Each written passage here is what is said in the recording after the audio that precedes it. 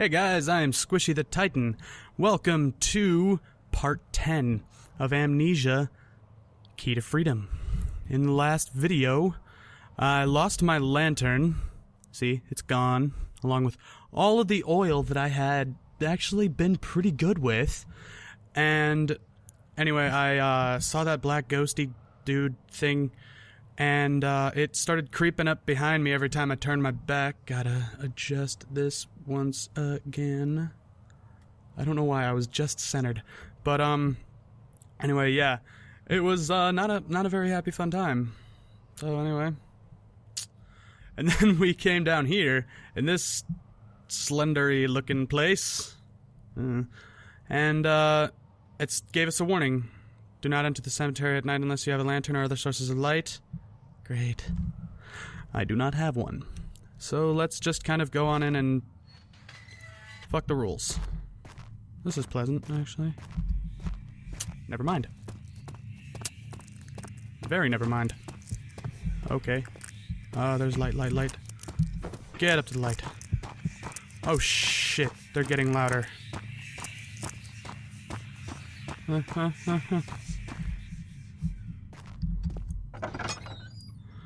Okay. The voices stopped when I get to the light. So...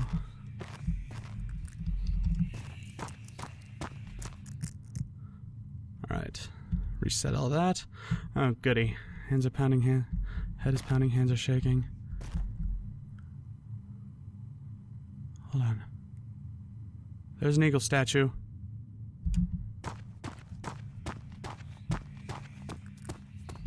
Yeah, there's an eagle statue right over there. Okay.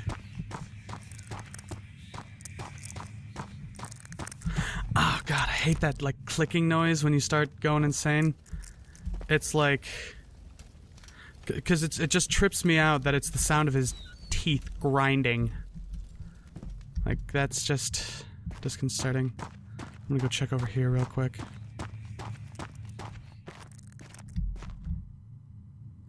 A shovel.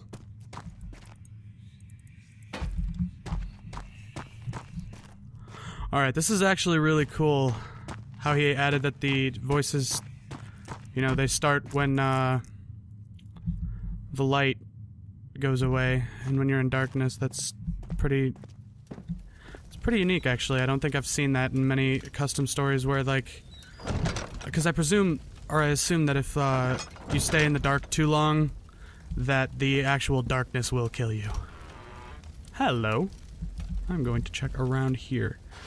Do you have a lantern for me, good sir? Jeremy, the gravekeeper? No, okay.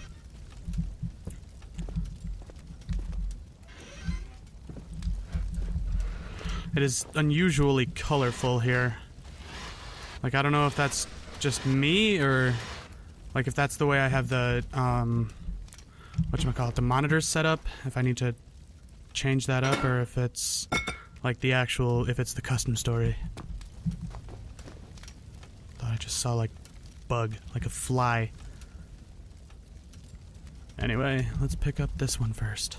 18th November 1878. This is my 4th day here as the new gravekeeper. Finally, a comfortable career. No more hard construction work, no more heavy lifting, and most importantly, no more garbage collecting. My responsibilities are fairly trivial, like trimming the bushes and showing people to their deceased loved ones. In fact, the hardest thing about this job is when I'm occasionally required to dig a hole in preparation for a new grave. But that's not why I've decided to start writing in my new journal. No, the Duchess herself, Madame Lydia, came over to visit me. She asked me if I could find her a spot for a new gravesite. She even supplied her own coffin and tombstone. A stunning tombstone, I must say.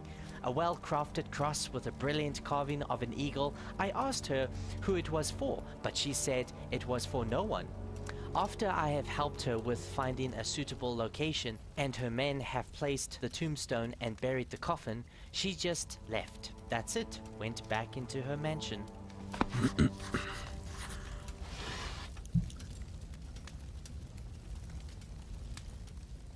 It got eerily silent. Like, uncompromisingly silent.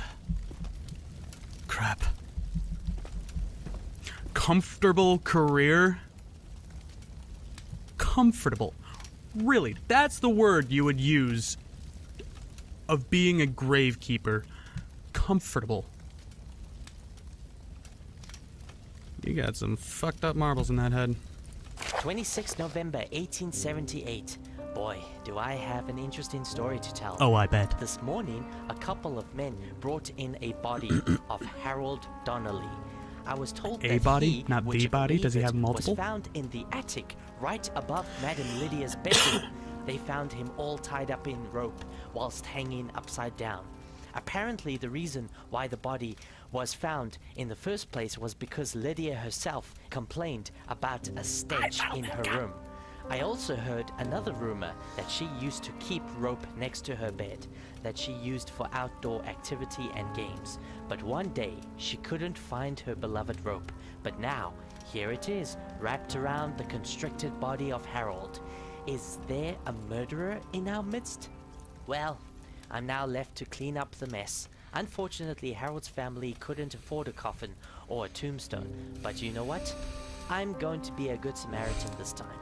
There is that empty coffin that Madame Lydia buried here. Apparently, the coffin only holds a small glass shard. I could just push it aside. There's plenty room for a body. Dark. Okay. I found that body. I found that body. Okay, this just took a turn for the worse. 13th of April, 1893. I am shaking even as I write. Right. Where to begin? Earlier this evening, on my way back to my house, I noticed that much of the cemetery has been disturbed. Someone has broken down a few of the trees and shrubbery, and 3 tombstones have fallen over. I continued exploring the cemetery, and to my dismay, I discovered the grave of Harold has been robbed, or at least that's what I thought. I opened the coffin, and to my horror, the body was gone.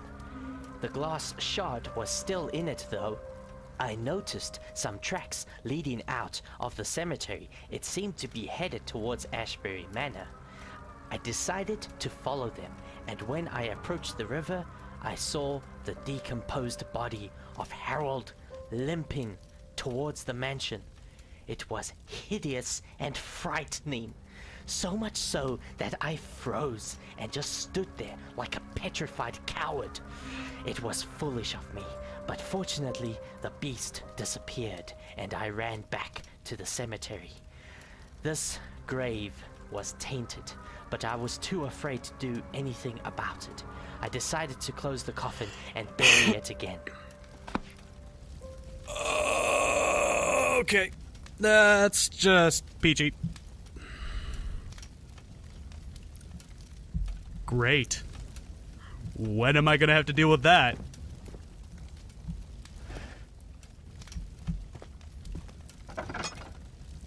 Hello? Hi? How's it going? Hello?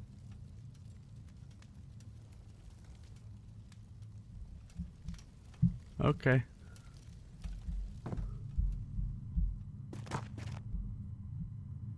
Anybody?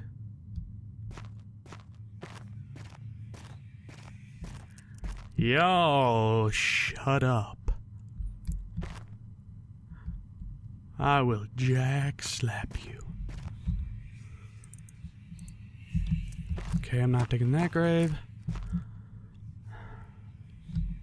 Hey, I'm in light. Liars. Okay. So let's try going down here.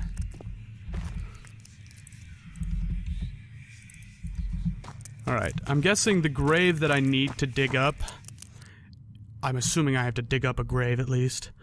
I think the grave that I have to dig is going to either be lit or highlighted.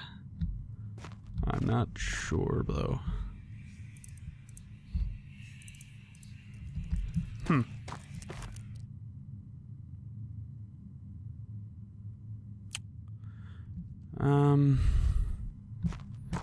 Go check over here.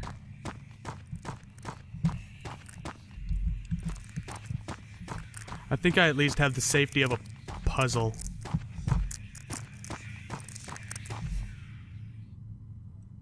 So I don't think I'm gonna get attacked yet. But I don't know. This guy has... Oh. Fantastic. Okay, here we go. Grab one of these. Or just don't. That works too. Alright, head back to the light. Don't you get louder now.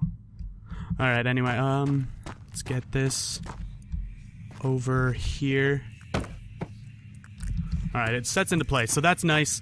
It's not like in Penumbra Black Plague, like right in the beginning where you have to get it set just perfectly with no help from the game. The game does assist you in, you know, setting it correctly. Kind of. Alright, starting to breathe hard. Oh, that's great. Oh, that's great! Thank you! I am going all sorts of bonkers. Great. And now it's getting, like, difficult to see anything.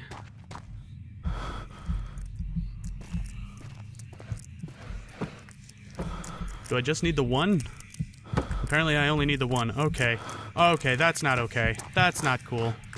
Go inside the house, dude.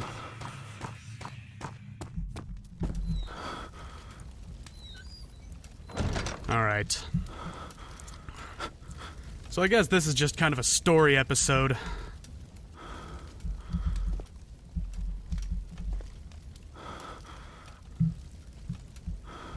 Anyway, well, that's... fan-diggity-tastic. Now I gotta deal with the wobbly controls and stuff. Okay. Well, anyway, I'm going to actually end this video short. I know I don't ever really end videos this short anymore. But, yeah. I figure the next part is when it's, you know, is gonna get good. And I guess this can just be a filler episode. But, anyway, thank you all so much for watching. As always, rate, comment, subscribe, and tell your friends about me.